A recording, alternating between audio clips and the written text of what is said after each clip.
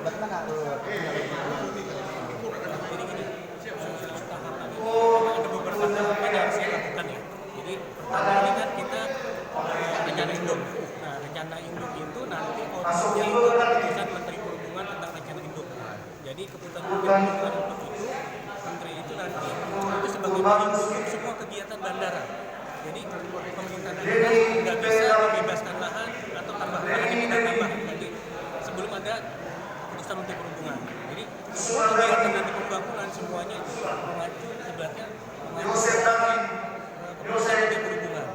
Jadi misalkan besok pemerintah daerah membangun itu harus ada keputusan Menteri Perhubungan dulu baru bisa membangun. Jadi kita ada tahapan-tahapannya. Jadi memang di Kementerian Perhubungan nggak semudah kita kayak membangun jalan atau membangun gedung, bangun rumah. Jadi ada tahapan-tahapan peraturan yang harus kita lakukan. Makanya di sini kita harus ikuti prosedur. Jadi ya contohnya lagi mau bisa pembebasan lahan. Jadi juga nggak bisa. Misalkan Pemda juga mau bebasin lahan, tapi nggak boleh juga. Jadi nunggu semuanya keputusan Menteri Perhubungan. Target kami memang di bulan Desember ini 2020 ini akan selesai. Tapi kan mungkin dalam proses mungkin agak lama untuk menteri tanda tangan. Tapi intinya kita sudah dapat lampu hijau, udah disetujui nih desain rencana induk kita udah disetujui sama mereka. Itu biasanya mereka akan memberikan silakan sambil menunggu proses administrasi Pemda bisa melakukan pembangunan untuk tahap pertama. Tahap pertama ini hanya 900 meter memang karena terbatas permintaan Pak Bupati memanfaatkan lahan yang ada. Jadi memang keterbatasan dana. Jadi kan untuk pembebasan lahan lanjutnya belum ada dananya. Jadi kita memanfaatkan lahan yang ada. Jadi tahap 1, tahap 2 kita menggunakan lahan yang ada. Makanya baru tahap 3 kita baru nyebrang ke bawah merelokasi jalan komunikasi. Seperti itu. Oke Pak, apa dipastikan Pak bandara kita Selambo itu dapat dijadikan bisa digunakan sebagai bandara penumpang? Insya Allah semuanya perlu dukungan, perlu dokumen, perlu kerjasama yang baik antara pemerintah daerah, masyarakat dan pemerintah pusat. Jadi intinya gitu. Jadi karena kan keberadaan Bandar Udara Selambo ini sudah tertuang di dalam keputusan Penlok nomor 20 tahun 2007. Jadi itu sudah resmi adanya bandar udara di Kabupaten Nias Selatan. Jadi tahap selanjutnya kita perlu dokumen rencana induk sebagai dokumen pelaksanaan pembangunan nantinya. Jadi nanti tahapan-tahapan itu maka tadi di dalam bahan paparan ada 15 kurang lebih 15 tahapan itu sampai keluar izin operasi sampai saat ini. Jadi kita baru 2 tahap nih. Kita baru 2 tahap rencana induk, nanti habis itu nanti ada izin pembangunan habis ini. Jadi itu tahapan-tahapan yang kita lakukan. Oke Pak, kalau boleh tahu Pak persentase daripada perencanaan ini Pak sudah berapa persen? Kalau misalkan itu mungkin kalau secara kita 50% kita sudah mulai. Jadi 50%-nya lagi nanti persiapan untuk pembangunan dan pengoperasian, pengusuran izin operasi. Oke Pak, ini dalam tahapan pembangunan ini apakah dibutuhkan waktu pendek atau jangka panjang? Semuanya jangka panjang, makanya kan dalam studi kita ada tahapan pembangunan. Jadi dalam arti gini, jadi istilahnya ada kita buat tahapan 1, tahapan 2, tahapan 3. Jadi istilahnya gini, tahapan 1 seluas 30 hektar lahan yang ada, itu kan ada bangunan-bangunan persyaratan. Makanya tadi saya sampaikan bisa tanpa pemerintah daerah mengoperasikan, udah siap mengoperasikan bangunan apa yang sebagai pendukung. Jadi kita meminta memenuhi persyaratan bangunan pokok, terminal, pemadam kebakaran, kantor operasi, itu bangunan itu cukup. Jadi bisa operasi nanti sambil Pemda punya uang tambahan. Jadi kalau misalkan pemerintah daerah punya dana cukup besar ya kita nggak melarang ya, silakan. Tapi kan biasanya kan pemerintah keterbatasan dana, jadi bangunan apa nih? Misalkan kita punya uang 5 miliar, bisa bikin bangunan apa dulu? Yang penting ya kita akan menyarankan, bangunan ini dulu Pak, bangunan ini. Jadi kerjasama yang baik antara perencanaan dengan pemerintah daerah dan pusat itu yang kita perlukan. Jadi kita saling berkoordinasi. Sama Disub, boleh Pak ya. Terkait pembangunan bandara Selambo ini Pak, seperti apa respon daripada dinas perhubungan sebagai dinas teknis Pak sepertinya data-data yang telah dipersiapkan Pak sudah sejauh mana Dinas Perhubungan telah mempersiapkan? Nah itu kan Dinas Perhubungan kan sebagai urusan mikalnya, ini perencanaan ini udah mau siap tahun ini. Jadi kalau dokumen yang kita siapkan, ya kita udah siapkan semua yang menjadi persyaratan untuk dokumen, malah kita juga sudah mengusulkan Bupati untuk secepatnya diberi izin sebagai bandar udara penerbangan perintis.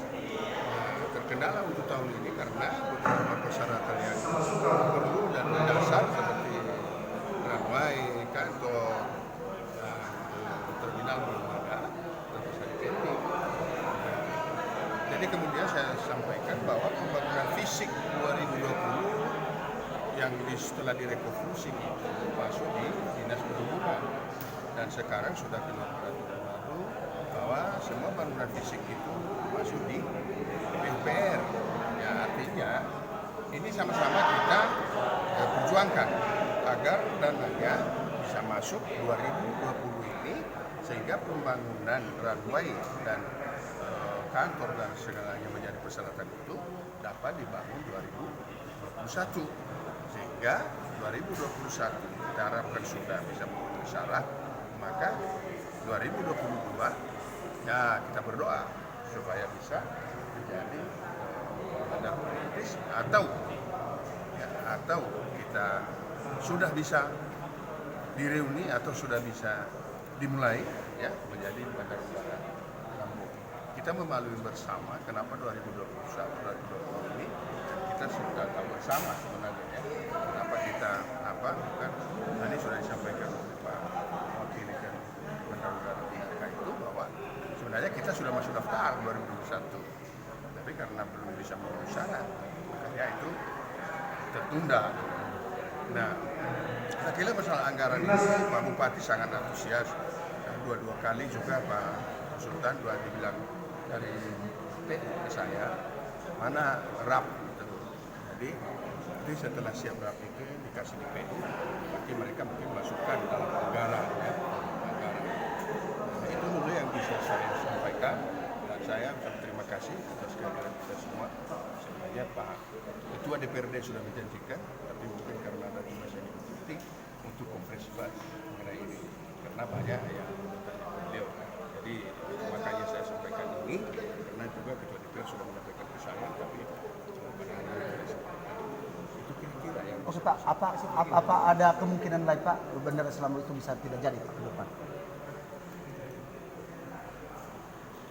Saya nggak bisa menjawab tidak jadi, karena semua para pihak, ya, pemerintah, daerah, dan sudah sama semua bersama Jokowi, dan tidak ada lagi juga kendala yang fundamental. Kenapa? Karena kita sudah tahu bersama itu sudah kendala kalau dibangun yang sampai 1 kilo digali. Ya. Kemudian masalah lahan tempat bangunan itu sudah kita tahu bersama itu sudah pemerintah dan itu sudah bilang. Jadi saya nggak bisa mengatakan bahwa ada ya kecuali kalau ya, di luar kemampuan manusia ya bahwa itu terkendala seperti COVID-19 nggak bisa kita prediksi bahwa nanti kalau sudah 2020 ini ya, ada beberapa jadi kejadian-kejadian itu saya tidak bisa mengatakan bahwa tidak karena harus semua seluruh dan termasuk kita semua ini adalah cita-cita dan idaman kita semua supaya bagaimana supaya cepat nah itu Artinya tidak ada kata lain yang harus dijadikan sebagai bandara Pak? harus dijadikan karena kita sudah semua udah maju kita kan lebih maju jadi kita sudah bisa menjadi bandar perintis padahal persyaratan belum siap jadi artinya sudah maju kita aturannya tinggal menunggu begitu siap dan gimana lah itu keadaannya dan kalau ada ini terjadi ya berarti kita sudah sampai ke pusat tadi sudah tegas bersama bahwa tertunda karena kenapa persyaratan itu tertunda ya karena COVID-nya direfocusing keuangannya nah itu dia jadi kita tahun ini tinggal masuk lagi ya, sudah disahkan tidak ada pembahasan lagi mungkin dibahas ya Kenapa? Karena sudah tidak menang kita DPD. Malah mungkin makanya saya undang langsung Pak Wakil Ketua tadi. Artinya kalau apa nanti ya saya betul juga kalau tidak dimasukkan di PUPR kan saya usahakan Pak kenapa ini kita hadir bersama dong ya kan? Hadir bersama dan kita semua kita bisa ini supaya bisa bersama. Ini mengenai pemekaran tadi kan ya pembangunan sudah ada yang sudah dibangun sekian tahun. Apakah memang pembangunan itu dinaurkan nanti atau memang dibersihkan lagi? Sekarang kan kondisinya sudah penuh dengan Itu. Nah, Jadi gimana? begini, itu dibersihkan. Dan bangunan itu adalah karena tidak selesainya sudah dinolkan nilai asetnya oleh APBN, jadi dari kementerian. Dia bilang seperti itu dan hanya tempoh hari belum ada penghapusan. Penghapusannya sudah dikirim ke beliau. Dan saya kurang tahu tadi kenapa Afrika sudah turun sudah berapa penghapusan. Itu aset lama itu dihapus. Kenapa? Karena dianggap dia tidak bermanfaat.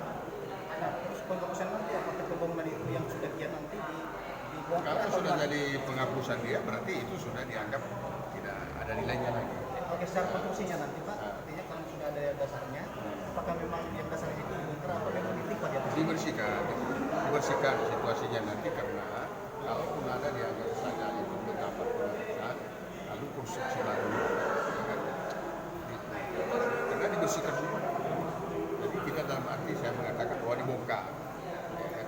Tapi dibersihkan karena dia sudah dianggap nilainya nol dan kalau sudah dihapuskan dia maka tidak ada yang keberatan karena yang keberatan di situ aturannya APBN ya dari kementerian kalau tidak mau dia mengizinkan tidak mau dia hapus berarti dia tidak mengizinkan kita membangun itu. Saya sudah langsung dari juga mulai di provinsi saya sudah bisa beberapa apa dan itu sudah nilai sekarang aja sudah nilainya 1 dan tinggal 1 itu pun dihapus dan sudah diajukan oleh pihak Binaka karena Binaka dulu yang PPK-nya pelaksanaannya dulu bukan kita karena kita adalah di bawah naungan jadi itu kira-kira. Nah, secara konstruksinya nanti kan sudah ada dasar atau pembangunan itu ditimpa di atasnya atau gimana?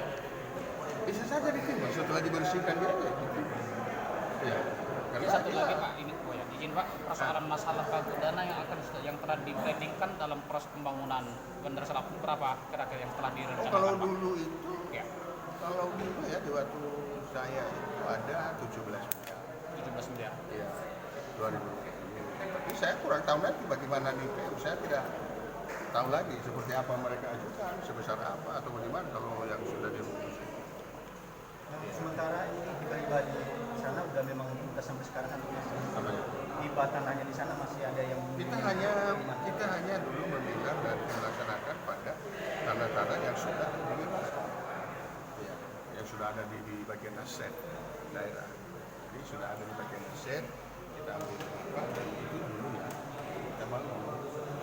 Tanah yang kita lanjutkan nanti itu yang dulu karena harus dibersihkan. Yang saya sampaikan tadi itu ada yang namanya itu konsultan yang menilai ya. Ya, jadi setelah itu nanti baru dibayarkan sama mereka. Jika sudah terbebaskan, nanti baru direncanakan. Suranya lah, kata-kata segala macam kan. Itu aset yang penting yang kita bangun itu yang sudah ada asetnya di tahun 2011.